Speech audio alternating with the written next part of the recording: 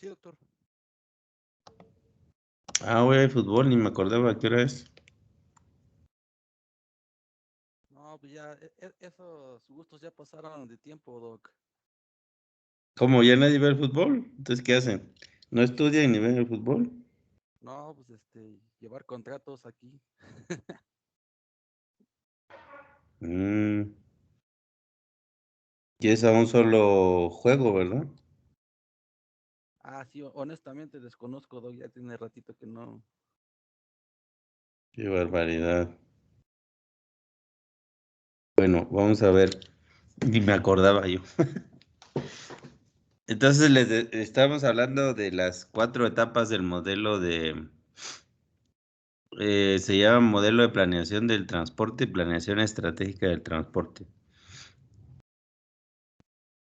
Y normalmente esto es lo que dice la teoría, pero rara vez se hace. En la práctica, básicamente trabajamos con el modelo de asignación y los otros 3, bueno, hay todavía quienes creen en eso. em, y bueno, pues todavía lo aplican en algunos países. En Colombia, por ejemplo, están casados con esto. Yo la verdad no creo mucho y prefiero trabajar en la asignación directamente. Y en México, pues bueno, creo que algunos han trabajado en esas partes, pero realmente en países como el nuestro, donde el largo plazo es como una cosa que nunca se cumple. Entonces no tiene mucho caso. Bueno, sí tiene caso si tuviéramos otra estructura institucional, pero hay que hacer modelos más flexibles para poder representar lo que sucede, ¿no? Entonces, básicamente, lo que haces hoy y peor ahora con la pandemia, mañana ya no va a ser válido. Mañana estoy hablando de 1 año, 2 años, 3 años, porque todavía estamos en procesos poco estables y pueden haber muchos cambios, ¿no? Entonces, por eso no se recomienda usar, bueno, al menos yo no recomiendo usar estos modelos para hacer pronósticos a muy largo plazo. Si acaso 3, 5 años cuando mucho, ¿no? Donde seguramente en 3 años habrá otras condiciones y otras circunstancias que hagan cambiar a incluso todos los datos históricos que analicemos, ¿no? Entonces, bueno, eso simplemente como referencia, pero es importante conocer estas 4 etapas, dado que de manera parcial las usamos, no así con esta formalidad, pero de manera parcial los usamos en muchos modelos, ¿no? En muchos análisis más que modelos. Entonces, aquí el primer punto a señalar es que el territorio o el espacio lo tenemos que desagregar, es decir, dividirlo en pedazos, ¿no? Y esa desagregación generalmente es espacial, dado que existen algunos límites, ¿no? Ya sean administrativos, ya sean principalmente administrativos o barreras naturales, en fin, que hacen que pues las cosas sucedan más o menos de manera homogénea en un territorio, ¿no? La limitación de poder construir y la inconveniencia también, y el inconveniente de hacer modelos tan aproximados hogar por hogar, que ya comentaba la vez pasada, esto nos lleva a esta simplificación. Y esta simplificación, pues puede ser muy burda o puede ser muy detallada, ahí sí. Depende de lo que estemos analizando. Por ejemplo, aquí esto es un territorio que está dividido en zonas que son, vamos a llamarle municipalidades o barrios o colonias, como le quieran llamar. Y se asume que dentro de esa colonia, pues más o menos las cosas son similares. Similares desde el punto de vista de la movilidad de las personas y desde el punto de vista de su sistema de transporte. Ustedes podrán notar que hay, así como son los AGEPS, si alguno los ha visto, del INEGI, hay territorios pequeñitos o zonas, vamos a llamarle, y otras más grandes, ¿no? Esto tiene que ver con la densidad poblacional y y la densidad de los sistemas de transporte en cada una de esas zonas. ¿De acuerdo? Y ya es un problema poderlos delimitar y hay algunas circunstancias que nos obligan a hacerlo de cierta manera. Por ejemplo, en México no podemos hacer una delimitación sistemática por códigos postales, por ejemplo, que es algo que mucha gente sí sabe en qué código postal vive, a veces no sabe ni en qué colonia vive, y menos, o no sabe ni en qué calle vive, menos en qué colonia vive, y peor tantito su código postal. Pero hay sociedades donde sí las conocen. Entonces, el código postal en México, por ejemplo, pues eso lo tenía Correos en una época donde todavía se enviaban cartas, y hay una delimitación que pues casi es más práctica que otra cosa, ¿no? Porque eso de alguna manera lo definió Correos de México. Entonces, si buscan un mapa de los códigos postales y ponen alguna colonia, algún lugar, pues seguramente encontrarán una relación, ¿no? Entonces, si existe la información para delimitarlo territorialmente, esto se puede utilizar. El código postal, la colonia, es un poco complicado también, aunque en el INEGI hay una que existía, yo no sé si existe o sí existe, pero debe tener otro nombre. CINSE, creo que se llamaba por colonias. Entonces, de alguna manera, tenemos también información por colonias, tenemos información por municipios, luego por zonas urbanas, luego por no, municipios, localidades es un punto, municipios, estados y países, ¿no? Entonces, ese tipo de información es la que nos puede ayudar para delimitar o definir cómo vamos a desagregar el territorio. Es muy difícil que alguien diga, bueno, pues yo lo voy a hacer de esta manera, independientemente de lo que todo el mundo hace, porque es lo más conveniente para modelar una red de transporte. Sin embargo, se va a encontrar algún problema después para que la gente conozca esas zonas, ¿no? O cómo se las explicas, cuáles son los límites de las zonas que propusiste. Así que generalmente se toma como base el nivel más desagregado que exista y al cual tengan la capa geográfica, que este es un ejemplo que ustedes están viendo, y que son entidades espaciales en donde se establecen, digamos, las fronteras de cada una de esas entidades. Entonces, si existe esa información, si no, se puede generar, pero eso implica más tiempo, dinero y demás.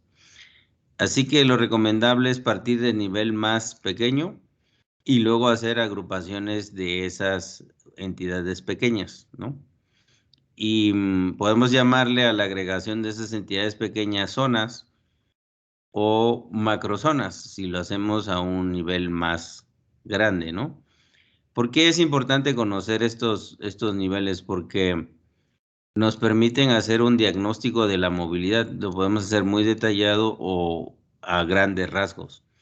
Entonces, normalmente cuando no conocemos una ciudad o queremos presentar los resultados de lo que hicimos, pues a nadie le importa una colonia en específico, ¿no? Les importa en general las tendencias. Y en particular, cuando ustedes tengan que modelar, pues sí interesan los detalles, ¿no? Pero a manera de presentación, es difícil decir en ese mapa que ustedes están viendo, si yo le pongo cuántos viajes se generan en cada una de esas entidades, pues va a ser una cosa muy masiva de datos, ¿no? Entonces, pues no se entiende nada, se van a ver muchos números. ¿Y qué hacemos con esos números, no? Perdemos el enfoque por tanto detalle. Así que aquí lo recomendable es trazar macrozonas, ¿no? A un nivel de entendimiento del problema. Ay, no sé quién entró. Espérame. O quiere entrar. Ah, ya llegó a su casa, Isabel.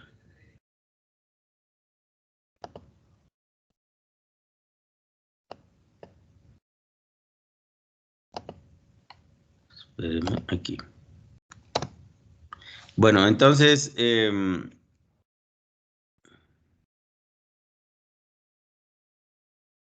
¿ahí me oyen o lo ven? Ya se trabó esto. ¿Me escuchan? Sí, sí se escucha, doctor. Ah, es que como me salí ya no supe si... Bueno, no sé si está proyectando, pero No, solamente... ahora me regreso. Es que estas cosas no previeron qué hacer cuando estás presentando y alguien llega tarde, ¿no? Ah, Entonces me tengo que salir de la presentación, admitir, bueno, en fin, es un circo. Eh, no sé, algo pasa, pero no la está permitiendo entrar. Bueno, entonces decía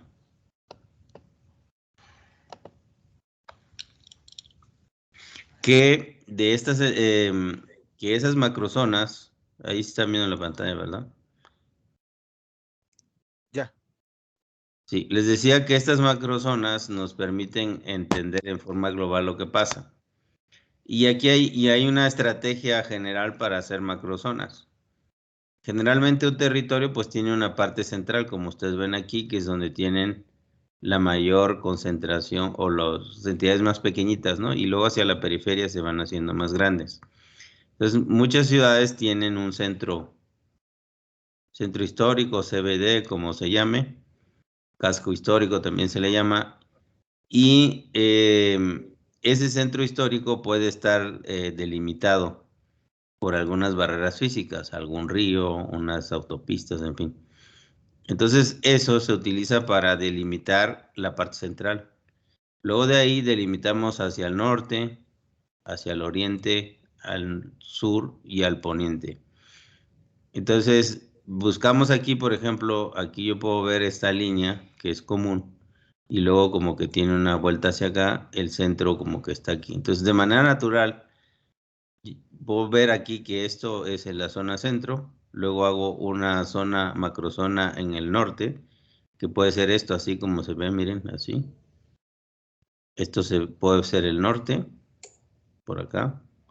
Luego haremos el oriente, que puede ser por acá, el sur y el poniente, ¿no?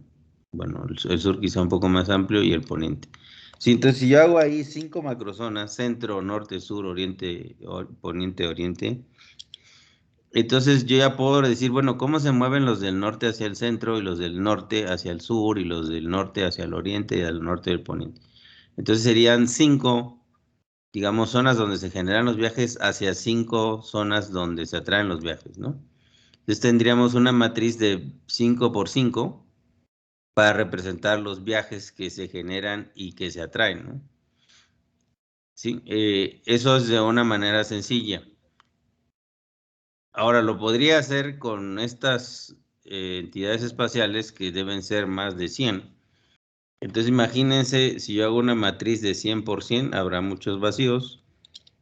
Y también, pues, como que no me explica mucho ver una matriz de ese tipo, ¿no? ¿Sí? Entonces, ya me salí. Ya no sé, ¿me salí? ¿O No, seguimos? doctor, sigue viendo su presentación. Ah, ok. Entonces yo ando aquí papaloteando. ¿Sale? Entonces, bueno, esos son elementos a considerar. Ahora, desde el punto de vista de la generación, de lo que se trata es saber de esas entidades espaciales cuántos viajes se están produciendo dentro de esos territorios. Entonces, una manera muy sencilla de hacerlo es decir, bueno, pues cuánta población hay y más o menos cuántos viajes se hacen por persona en esa zona. La media es que son 1.5 viajes por persona, eso es lo que había en México, ¿no? Incluyendo toda la población. Obviamente los niños de menos de cierta edad pues no se mueven, ¿no? Bueno, los llevan o muchos están en casa, ¿no? Así que incluyendo toda la población es más o menos 1.5, 50% en transporte privado y 50% en transporte público, así para verlo como una proporción. ¿Cuál es la diferencia? Pues que en unas zonas donde hay menos densidad poblacional, pues habrá menos viajes y en otras donde hay una mayor densidad, sí podría haber más viajes, ¿no? Entonces, sin embargo, si vemos las tendencias actuales, generalmente en el centro, pues son zonas en donde hay más comercio que unidades habitacionales. Así que ahí puede fallar nuestro pronóstico, ¿no? En promedio es 1.5, pero la pregunta es cómo se distribuyen. Entonces, para saberlo, normalmente hacemos encuestas origen-destino. Y las encuestas origen-destino, pues los hacemos en todos los territorios. Y cuando nos contestan cuál es el origen, yo puedo identificar en a qué zona de estas corresponde el origen. Y entonces sumar todos los viajes que están en mi muestra y de toda la población según donde haya obtenido la muestra, expando y digo, ah, bueno, pues ahora ya sé cuántos viajes se generaron en esta zona, cuántos en esta y demás. Y entonces ya puedo diferenciar esta primera gran aproximación en la que dije que pues los viajes generados son por 1.5, ¿no? Entonces, a la hora de ver las encuestas, yo veré que hay zonas en donde el centro, por ejemplo, solamente tiene un viaje generado por habitante y en la periferia tiene 3 viajes por habitante, ¿no? Por ejemplo. Entonces, para eso nos sirven las encuestas, para saber cuántos viajes se generan, ya sea por habitantes, ya sea por otras características de la zona, como son la concentración de escuelas o mismas viviendas o algún otro parámetro, otra variable que me permita decir, bueno, pues los viajes dependen de esta variable, ¿no? El tema también de la población es un poco limitativo porque si bien puedo decir que se mueven 1.5 en promedio por habitante, resulta que hay una zona residencial, esta que se ve aquí, en donde la mayor parte de la gente tiene 3 coches, ¿no? Y es una zona de altos ingresos. Por lo tanto, estos hacen 7 viajes por persona, ¿no? Entonces ya no depende de la población, depende de otras variables, depende, puede ser de nivel de ingreso, de la posesión de número de vehículos, de, el tamaño de la familia, en fin, hay muchas variables que pueden explicar el número de viajes. Entonces, cuando hacemos las encuestas y los asociamos además de la población a estas variables, podemos construir un modelo de estimación de la tasa de viajes, ¿no? ¿Cuántos viajes se generan? ¿De acuerdo? De la misma manera, para la atracción de viajes. Entonces, es común decir que los viajes se generan, hay 2 tipos de viajes, los generados en el hogar, y se llaman viajes basados en el hogar, y los viajes generados fuera del hogar, es decir, gente que hace cadenas de viaje, ¿no? Por ejemplo, salen de su casa a trabajar en la mañana y llegan a, no sé, empiezan a trabajar a las 10 de la mañana y a la 1 se van a comer, ¿no? Entonces se genera un viaje que ya no está en el domicilio, sino está en su sitio de trabajo y van a un centro comercial o a un restaurante. Entonces, esos son los viajes no basados en el hogar, ¿sí? Que vienen de otra parte, ¿no? Generalmente es parte de las actividades de una persona durante todo el día, ¿no? Entonces, en los viajes no basados en el hogar, pues es más complicado, porque pues depende de muchos factores, ¿no? Depende del número de restaurantes, el número de escuelas, oficinas, en fin, hay que buscar ahí la manera de explicar cuántos viajes se atraen, en este caso, en cada una de estas zonas. Y para atraer un viaje, pues tiene que haber atractores, ¿no? ¿Y cuáles son los atractores? Pues estos son estos que les digo. Pueden ser las instalaciones, la infraestructura, que son las escuelas, los hospitales, los mercados, las terminales de autobuses, las mismas casas que generan ahí visitas. En fin, todas esas variables, cuando las dimensionamos y las ubicamos en estas zonas, nos permiten hacer una predicción, bueno, cuántos viajes se van a traer en esas mismas zonas, dada las características o los elementos que tiene para atraer viajes, ¿sí? Entonces, en este caso, no solamente son las viviendas, sino también son ¿cómo se llama? Las instalaciones, ¿no? Entonces tendríamos que colectar esa información para poder replicar cuántos viajes se atraen, ¿no? Hacer un modelo más amplio que este que habíamos dicho, de 1.5 viajes generados por habitante, y así cada uno de estos inmuebles tiene una tasa de generación de viajes, dependiendo de sus características, de atracción, perdón. Hay un manual que se llama el Manual de Generación de Viajes de Estados Unidos, y es ahí donde trae para cada tipo de casa o infraestructura cuántos viajes atrae o genera. Entonces, eso obviamente son datos de Estados Unidos, pero de manera similar, en México no conozco que eso exista. O sea, sí habrá quien los usa, pero no está tan sistematizado como ahí. Entonces, pues eso nos da una idea, ¿no? Lo que tienen en Estados Unidos, pero son cosas bastante distintas. Se podrían construir y es necesario construirlos y seguro que existen, pero no están así publicados. Porque cuando hacemos la evaluación de una unidad habitacional, por ejemplo, tenemos que hacer un estudio de impacto vial. Y el impacto vial tiene que ver con los viajes generados en vehículos, ¿no? Ya sea en transporte público o en automóviles. Y para eso necesitamos saber una tasa de generación de viajes. Entonces, ahí en los que hacemos o hacen esos estudios, tienen que utilizar esa tasa. ¿Cuántas automóviles habría por vivienda y cuántos viajes se generan desde esas viviendas? Entonces, en el manual, el Trip Generation Manual de Estados Unidos, ahí vienen otras referencias, ¿no? Esto, y de esa manera es, digamos, una forma muy simple de estimar los viajes. Yo me acuerdo que cuando empecé a trabajar en España sobre este tema de tráfico, de transporte, el primer trabajo que que me dieron fue estimar las condiciones de circulación en un centro comercial del Corte Inglés. El Corte Inglés en España es como el Liverpool en México.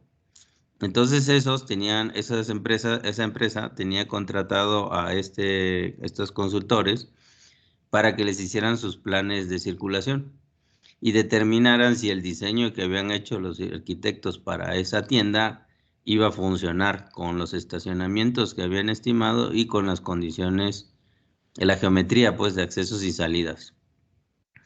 Entonces, pues la forma en que lo hacían ellos es a través de esas tasas de generación, y entonces tenían una tablita, o bueno, yo me puse a revisar cómo lo hacían, y, y vi que tenían sus tablitas y decían, pues, tantos metros de áreas de vestidos, ¿no? Para señoras de no sé qué edad. Ah, pues genera tantos viajes al día. Y tantos metros cuadrados del área de juguetes y de restaurante, en fin. Entonces ahí venía el catálogo de cada una de las superficies y tenían sus tasas de generación. Entonces, ¿cómo generamos los viajes? Pues multiplicando las superficies que daba la tienda, porque ya tenía un diseño de qué superficies iba a tener y qué instalaciones iba a tener. Y con eso, pues íbamos sumando iba sumando todos los viajes y sacaba el total de viajes. Entonces, ese era un ejercicio de generación de viajes. La otra pregunta era, bueno, ¿y a dónde van esos viajes? Y entonces ahí es donde empezaban los problemas, ¿no? ¿De dónde vienen los viajes? Y para saber eso tenía que revisar la red vial, cómo se conectaban, o de dónde venían las, las vialidades que llegaban a ese centro comercial, y obviamente pues tenía que ver por dónde colocaban los accesos. Y luego el otro problema era saber si esos viajes que se generaban, en qué vehículo o en qué tipo de transporte venían, para saber si los cientos de cajones que habían diseñado iban a ser suficientes. Y luego el otro problema es si dentro del estacionamiento no iba a haber congestionamiento. Así que bueno, pareciera una cosa muy sencilla, eh, pero ahí en ese ejercicio, que fue el primer trabajo que hice, teníamos que resolver todas estas cosas, ¿no? Entonces, para darles una idea, de que sí tiene una utilidad y actualmente en México no piden ese tipo de estudios. Sí piden algunos estudios de impacto vial, pero no hay nada que yo sepa que esté más o menos establecido. Entonces cada uno pues lo resuelve como puede, ¿no? Incluso a nosotros nos han pedido recientemente hacer algunas microsimulaciones de cómo funcionaría dentro del inmueble o de la zona residencial la circulación, ¿no? Y bueno, y para sacar esos cuántos vehículos, viajes y a dónde van, pues usaron por ahí pues estos supuestos, ¿no? De tasas de generación de viajes. Bueno, entonces, ¿cómo lo resolvemos? Puede ser de una forma así muy burda, como la que les estoy contando, en base a la experiencia y quien tuvo la suerte de documentar, estudiar o no sé dónde sacaron esos datos, pues los ha generado. Y si no, pues habría que irse a estos manuales de generación de viajes para tener una idea, ¿no? De qué tanto viajes se van a generar o atraer en una determinada zona, ¿no? O instalación. Entonces, eso, generar cuántos viajes se atraen en cada zona y cuántos viajes se generan, es, digamos, la primera parte del problema. La siguiente parte es, bueno, ya que sé cuántos se generan y se atraen, ¿hacia dónde van? Y en el centro comercial era lo que les decía, bueno, ¿por qué calle van a salir? De las entradas que tiene, ¿por dónde se va a ir esta gente? Entonces, pues tenías que revisar la red vial que estaba en el entorno y decir, bueno, ¿dónde están las poblaciones? Y esto, pues entonces, proporcionalmente, que era así como yo lo hacía, pues se supone que pues donde haya más población deberán de venir ahí la mayor parte de coches, ¿no? Entonces, bueno, pues haces eso y sabes de dónde viene, ya sea por proporciones o por otros métodos más complejos que ahora comentaremos, esto, hacia dónde van esos viajes. Entonces aquí hay un concepto que tiene que ver con el costo generalizado del transporte. El costo generalizado del transporte no nada más es tiempo, como la gráfica que ustedes hicieron, para saber cuánto me tardo para ir del punto A al B. También se trata de otros costos, ¿no? Quizás muchos solamente tomamos en cuenta el tiempo cuando nos movemos, pero algunos otros que son más reflexivos dirán, bueno, es que no nada más es tiempo, también es dinero. Porque si yo me desplazo de A a B, si voy en mi auto, quizás tengo que pagar un estacionamiento. Y la otra es que el vehículo consume combustible y tiene costos de operación. Entonces, por cada kilómetro que yo mueva un vehículo, tiene un costo. Y entonces, habrá quienes analicen y dicen, bueno, me conviene más ir en transporte público que solo pago 10 pesos, pero me voy a tardar una hora, o será mejor que yo me vaya en mi coche que me va a costar 70 pesos y a lo mejor llego en media hora, ¿no? Si tengo la opción, porque no todos tienen necesariamente las opciones de elegir entre modos de transporte. A lo que voy es que hay un concepto que es este de costo generalizado en donde no solamente se toma en cuenta el tiempo, sino también el costo de las cosas, o el precio más bien dicho. Entonces, para poder expresar el tiempo en costo, yo tengo que multiplicarlo por un coeficiente que se llama el valor del tiempo, ¿no? Que creo que ya hablamos de ese concepto. Entonces, si yo multiplico valor del tiempo por tiempo, me da dinero. Y si yo le sumo lo que me gasto en gasolina, estacionamiento y demás, pues sigo sumando dinero. Y al final, la suma de eso me da el costo generalizado. ¿De acuerdo? Entonces, para ir de un punto al otro, por ejemplo, de este grueso que se ve aquí en el sur, hacia este que está en este otro extremo, hay una distancia. Y esa es la barrera que me impide ir tan frecuentemente hasta el otro lado, porque si yo me tardo 4 horas de ir de este extremo a este extremo y dedico mis 24 horas a ir y regresar de allá, pues nada más podría ir 6 veces, ¿no? Bueno, 3, porque 4 horas de ida y 4 de regreso son 8. Entonces sería 3 vueltas, ¿no? Ida y vuelta. Si aquí en este extremo hay un parque de diversiones, y aquí es donde vive la gente, o vive el ejemplo que les estoy mencionando, pues será poco probable que vaya todos los días, ¿no? Así esté muy, muy interesante el parque, ¿no? O no sé qué dije, o el centro comercial, vamos a decir centro comercial, que está gigantesco y tiene todo lo que puedes imaginar, ¿no?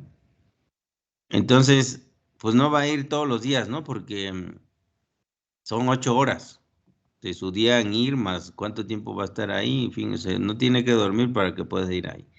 Así que este es un parque de diversiones muy bueno, pero aquí, enfrente, a 2 cuadras o a 2 zonas, tiene otro centro comercial que no es tan nice como el de aquí, pero bueno, tiene lo esencial, ¿no? Que necesitas.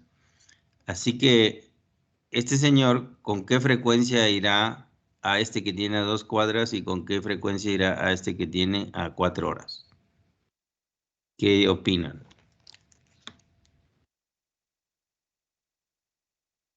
El que tiene cerca puede ir, no sé, 2 o 3 ocasiones diario. El que tiene más cerca, ¿no? Ajá. Y probablemente el que tiene a distancia una vez a la semana o quizás un par de veces al mes. Ujú. Entonces, hay una, ¿cómo se llama? Mm, se llama impedancia, como una resistencia, o impedancia también se llama, para ir hasta allá, ¿no? O sea, sí hay una cosa muy atractiva, que es el parque, el centro comercial, que es muy nice, y van todos los fifís, y yo quisiera estar ahí con todos los fifís, ¿no? Eso es muy atractivo, ¿no? Para algunas personas. Pero tengo que pagar un costo generalizado alto, ¿no? Y la otra, bueno, pues no están los fifís, hay una mezcla de fifís y los otros, ¿cómo se llaman? Entonces dice, bueno, pues me puedo conformar con eso, no es tan atractivo, pero me cuesta menos, ¿no? Entonces, es la ley de Newton, ¿no? Creo que es la segunda. Entonces hay la fuerza con que se atraen o se rechazan dos masas, pues depende de la masa y depende de la distancia, ¿no? Y esa distancia es el costo generalizado. Si entonces por un lado hay algo que te atrae, que son las masas hablando de la segunda ley de Newton, y la distancia que sería el costo generalizado, ¿no? O sea, la impedancia, o sea, sí me atrae, pero no puedo, ¿no? O sea, hay una limitación. Así que en los modelos de distribución de viajes, eso es lo que se toma en cuenta. Unas atracciones, o sea, algo que me atrae, que de alguna manera se debe poder medir, pero hay un costo que tengo que pagar para ir ahí. Y eso tiene que ver con la frecuencia de los viajes. Entonces, cuando hacemos nuestra encuesta y nuestro análisis, vamos a encontrar que hay muy poca gente que hace estos recorridos, que las hay, ¿no? Entonces, si nosotros representamos la frecuencia de viajes o el volumen de viajes en función de la distancia o el costo generalizado, vamos a encontrar una función decreciente. Entre más lejos esté, es menos probable que vaya de manera frecuente o mucha gente vaya. Entre más cerca esté, hay una mayor frecuencia de viajes o un mayor volumen de viajes. ¿De acuerdo? Entonces, a través de esas funciones es como podemos saber, pues, a dónde va la gente, ¿no? A qué destino, si tuviera pues 100 cines distintos distribuidos en estas zonas, pues a cuál iría dado que vive en cierto lugar. Pues seguramente iría con más frecuencia al que está más cerca, ¿no? Pero hay que tomar en cuenta que no todos los cines son iguales, ¿no? Hay unos que son más interesantes, a la persona le gusta porque pues casi no hay nadie, o porque hay mucha gente, o porque hay muchas otras cosas ahí en el cine, en fin. Entonces, por eso, cuando decidimos ir al cine, pues tenemos varias opciones, ¿no? Y no siempre vamos al mismo. Bueno, en general, en términos estadísticos, ¿no? A lo mejor sí hay gente que nunca cambia de cine y siempre va al mismo, ¿no? No sé. ¿De acuerdo? Entonces, esa pregunta es la que resolvemos en la distribución de viajes. Y una vez que sabemos a dónde va la gente, estadísticamente hablando, tenemos que determinar en qué modo de transporte se va. Y les decía que no hay 50 modos de transporte, básicamente hay 2 o 3. A ciertas distancias, por ejemplo, más de 500 metros, pues nos gustará mucho la bicicleta y nos gustará mucho caminar. Pero ir todos los días a 500 metros, pues creo que no muchos, o en tu bicicleta, pedalearle 5 kilómetros, pues no creo que todo el mundo lo haga, ¿no? Lo hará una vez o 2 veces, pero no siempre. Entonces, los modos que básicamente hay es el transporte público, el transporte privado y el taxi, ¿no? En cualquiera de sus vertientes o modalidades. ¿Sí? Entonces, hay que saber, y la siguiente parte es, bueno, ya que sé de dónde a dónde van los viajes, en qué modo van. Y esto, ¿cómo lo sabemos? Pues podemos hacerlo de una manera sencilla, igual como la tasa de generación de viajes, diciendo, bueno, pues es que el 50% va en transporte público y el 50% va en su auto. Entonces agarro esta matriz de viajes que obtuve y chum, lo multiplico por 0.5 y saco 2 matrices y se acabó. Solo que, otra vez, el espacio no es homogéneo ni las rutas de transporte están distribuidas de manera homogénea en toda la ciudad. Así que hay modos que son dominantes porque los que viven, por ejemplo, sobre la ruta, el trazo de la ruta 1, 2 o 3 de Puebla, que se ve ahí el autobús articulado en la imagen, pues a lo mejor no tienen que pensarle y les sale más atractivo subirse al autobús en lugar de agarrar su auto si su origen y su destino está sobre el trazo de ese corredor o del recorrido del autobús, ¿no? Entonces no la piensan. Y así tengan acceso a un automóvil, les va a salir más conveniente usar el transporte público. Y por el otro lado igual, hay gente que vive de extremo a extremo, no hay una ruta de transporte público, tienes que hacer 5 transbordos y pues eso hasta te sale más caro que utilizar un taxi, ¿no? Entonces, bueno, pues ahí está dominada esa solución. Pero hay casos en donde sí el usuario puede elegir entre tiempo y el costo de la tarifa, ¿no? Que tiene que pagar, ¿no? Dices, bueno, pues me voy a tardar 25 minutos en transporte público y me cuesta 7 pesos, o me voy en el automóvil, me hago 20 minutos, pero me cuesta 80 pesos, ¿no? Entonces, pues ahí en esas condiciones, pues hay varios elementos que probablemente intervengan para la decisión de qué modo tomar. Y hay unos modelos que son probabilísticos, que me permiten saber a partir de los atributos que yo valoro en un servicio de transporte, cuál de ellos es el mejor.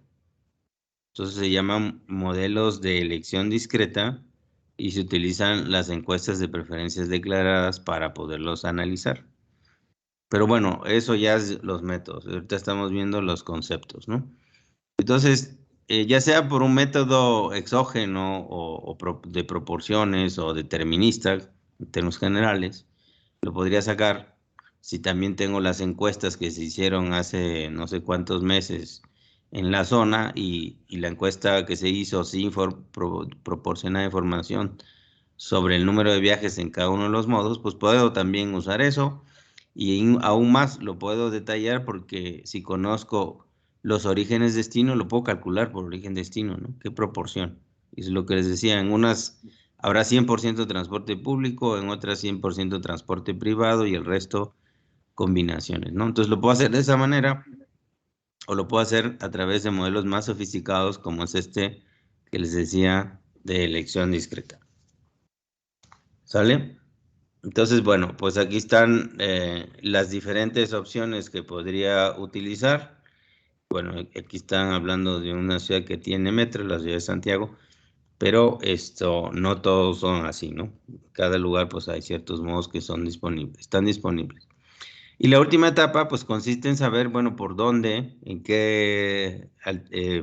la red vial, dada la red vial, cuál es la mejor opción dependiendo de mi origen y destino y dependiendo de la hora del día, ¿no? Lo puedo hacer así.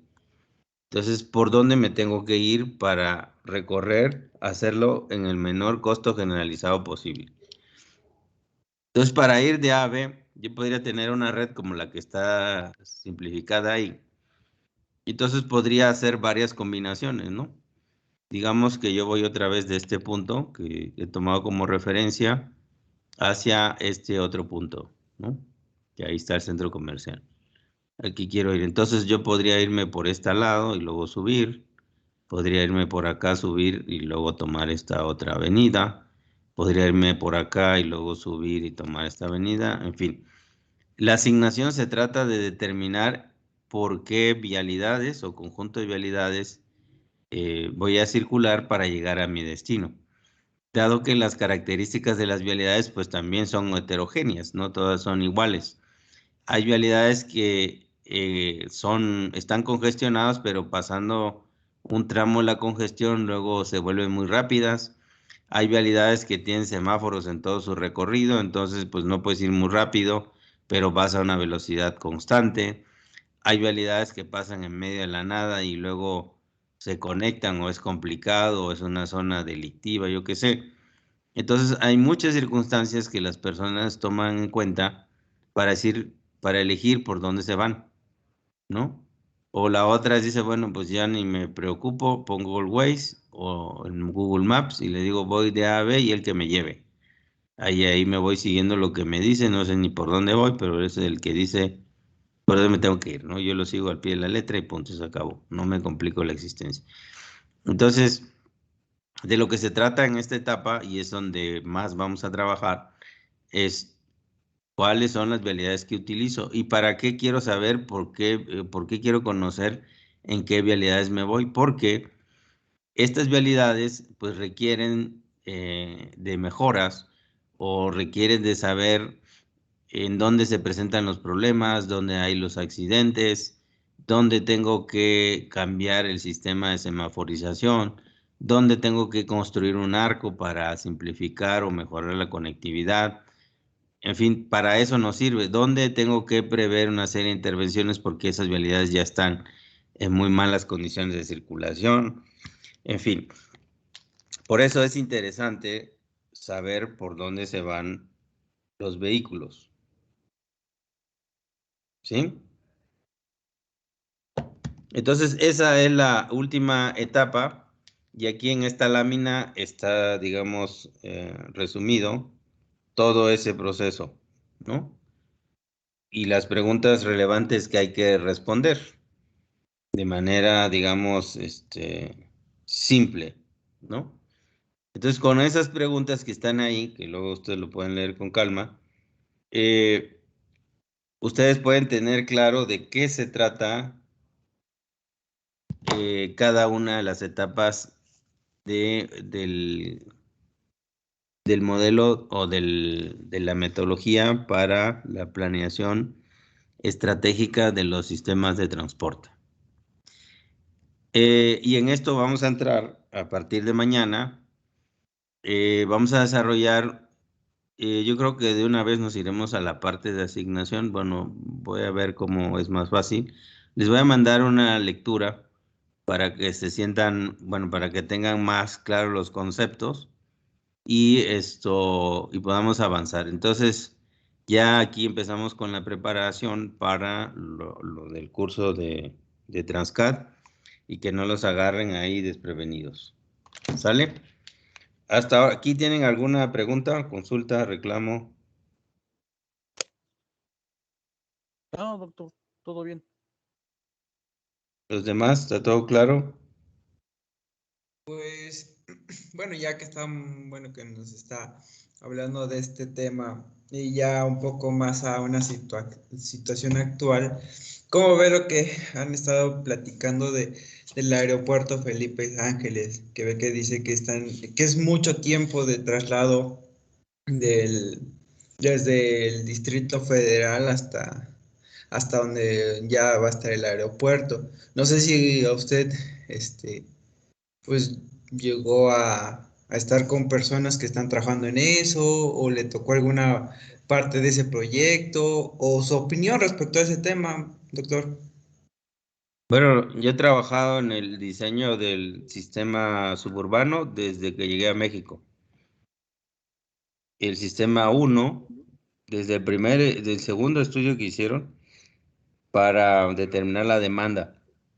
Y después, en este otro proyecto, que es la prolongación del tren suburbano hacia el aeropuerto.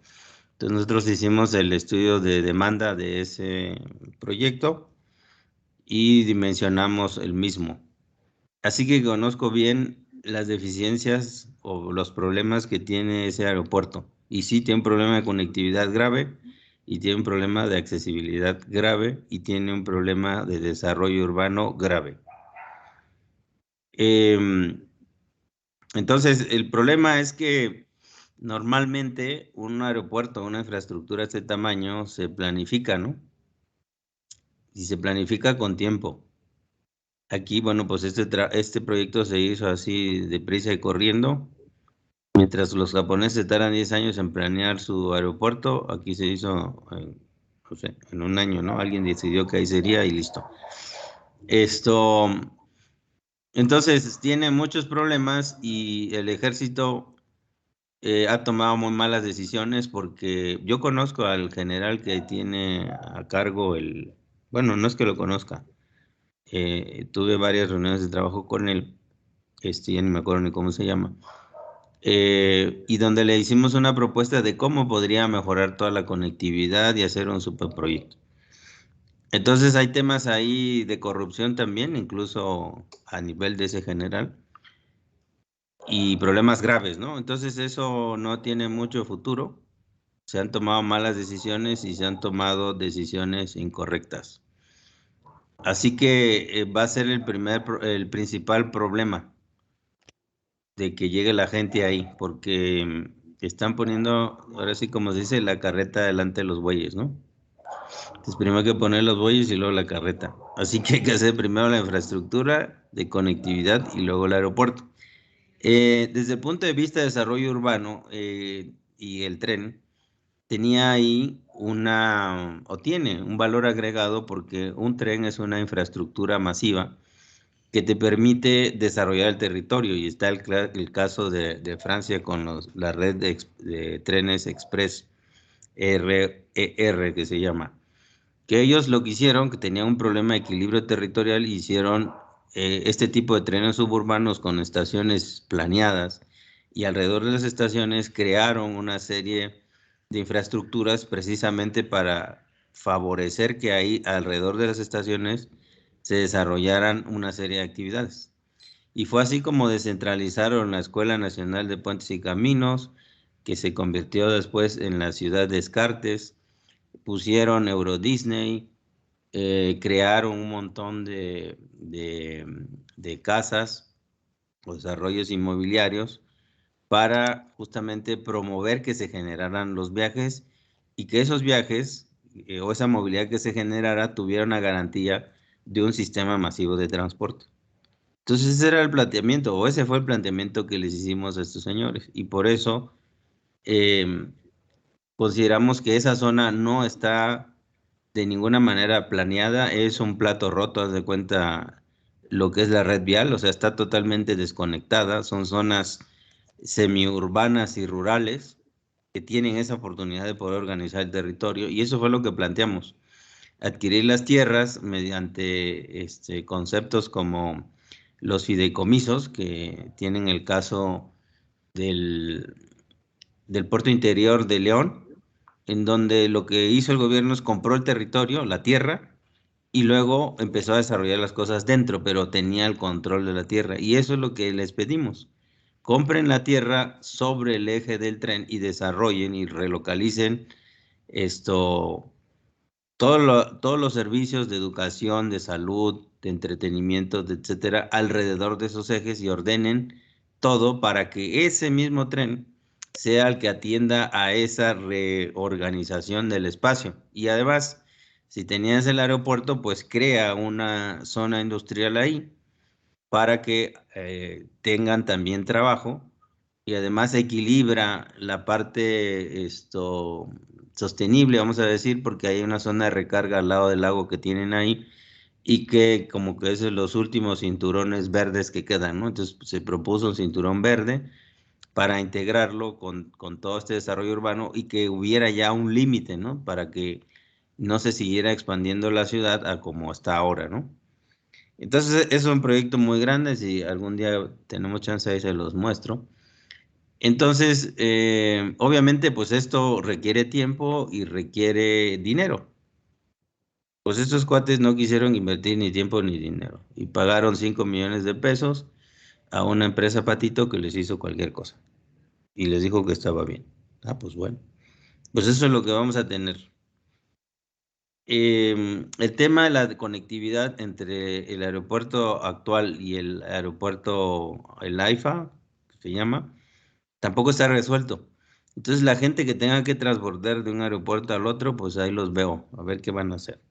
Y por eso muchas empresas, o aerolíneas más bien dicho, no están interesadas en llegar ahí porque, pues haz de cuenta que llegas a otro estado que no tiene conectividad con el DF.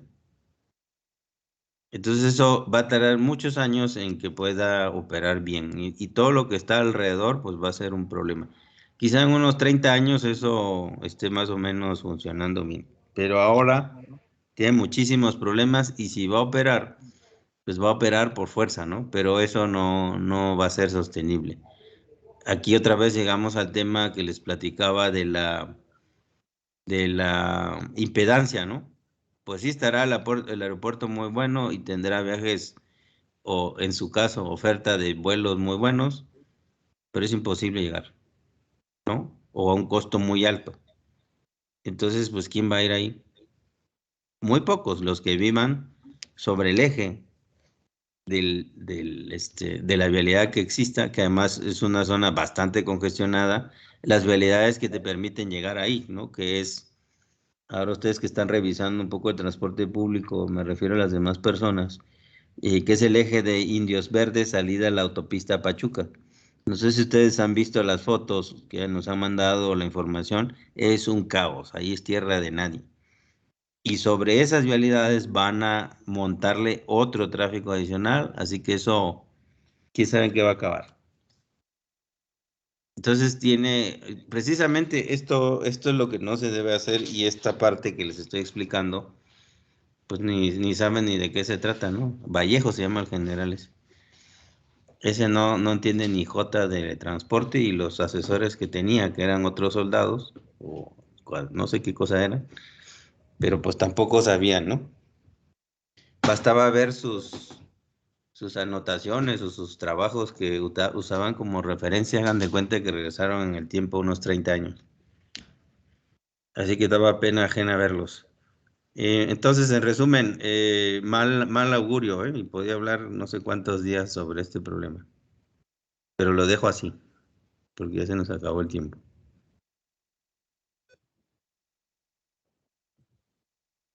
¿Algo más?